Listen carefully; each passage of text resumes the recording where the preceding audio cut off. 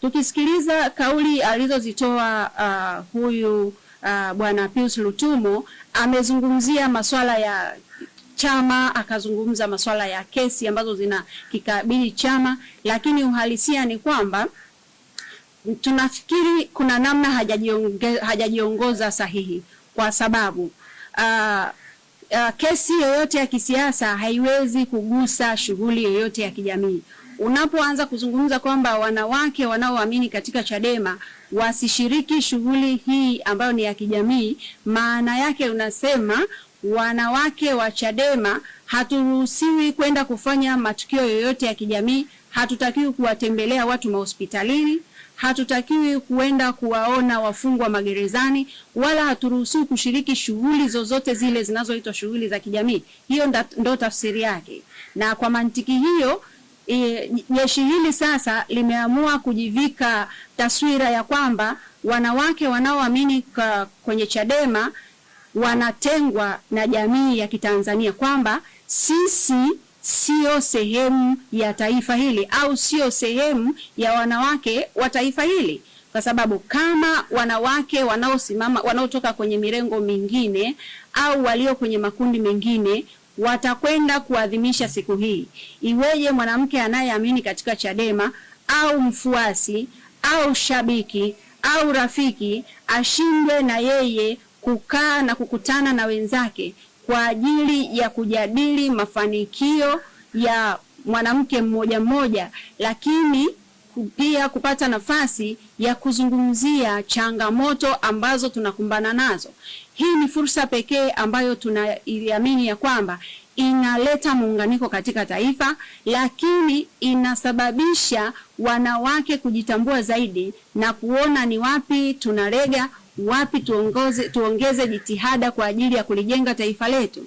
Hivyo napenda kumpa taarifa msaidizi wa kamishna msaidizi wa Jeshi la Polisi kuhusiana na kauli hii aliyoitamka. Tunafikiri ya kwamba ni vyema akarudi na kukaa chini na wenzake waliomuelekeza kufanya haya ili aweze kutengua kauli yake, kwani wanawake wa baraza hili wamejiandaa kwa muda mrefu, wamejipanga na wanajiandaa kwa ajili ya siku hii muhimu. Hatuoni sababu kabisa ya sisi kuingizwa kwenye chembe zozote za kisiasa, kwani tukio hili haliendi kuzungumzia maslahi ya kisiasa kwa asilimia hizo ambazo wanajaribu kuziweka. Lakini vile vile tukumbuke kauli mbiu ya mwaka huu inasemaje. Kauli mbiu inapotoka haitoki kwa ajili ya chama fulani au kundi fulani. Kauli mbiu huwa inalenga malengo ya pamoja, na kauli mbiu ya mwaka huu inasema haki na usawa. Ukitoa umepata, chukua hatua kwa maendeleo endelevu ya wanawake wote na mabinti. Tunaposema haki na usawa, dunia inataka kuona ni namna gani mwanamke wa Kitanzania haki zake zinasimamiwa, haki zake zinatekelezwa, na je, haki hizi zinatolewa kwa usawa? Hapa maana yake tunaiona changamoto moja kwa moja kwa jeshi letu la polisi. Tayari limeonyesha kuna shida ya usawa katika kutekeleza majukumu yake, hasa kuelekea hii siku kwa wanawake wa Chadema peke yake. Ndugu waandishi wa habari, tulimsikia kamanda huyu akizungumzia juu ya baraza letu kutokufuata taratibu na kuwa haturuhusiwi kuanza maandalizi au hatupaswi kufanya maadhimisho ya siku ya mwanamke kutokana na sababu alizoamua kuzitaja yeye. Lakini sisi wanawake ambao tuko ndani ya Chama cha Demokrasia na Maendeleo Chadema tunaamini ya kwamba siku ya mwanamke duniani ni siku ambayo inaadhimishwa kijamii, lakini ni siku ambayo ni ya kimataifa inayopaswa kuadhimishwa na wanawake wote bila kujali dini, bila kujali itikadi zao, bila kujali kabila, wala bila kujali rangi zao.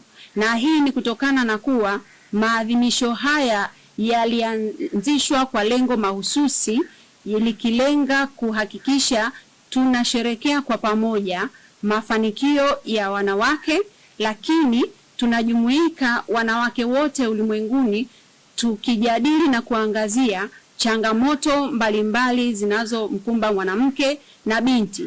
Sasa tunapokutana na mazingira kama haya yanatutia mashaka makubwa, na mashaka haya yanakuja kwamba iweje mwanamke ambaye yuko kwenye chama kimoja aonekane ya kwamba hastahili kusherekea mafanikio au kujadili changamoto ambazo zinamkumba kijamii, kisiasa, kitamaduni kama mwanamke mwingine yoyote yule ambaye atashiriki siku hiyo. Tumekuwa na maswali haya kwa sababu tukiwa sisi ni miongoni mwa Watanzania, tuko kwenye nchi ambayo ni sehemu ya makubaliano ya kimataifa kwa maana ya UN Convention. Tanzania ilisaini mkataba kwenye UN huko, lakini pia Tanzania ni sehemu ya mataifa ambayo yamesaini mikataba mbalimbali ambayo inaazimia au inasimama kwenye kutetea na kusimamia haki za wanawake katika kupambania jinsia, usawa, lakini pia ikiangazia maendeleo endelevu ya mataifa haya, tukiwa tunatambua mchango mkubwa ambao unatolewa na wanawake.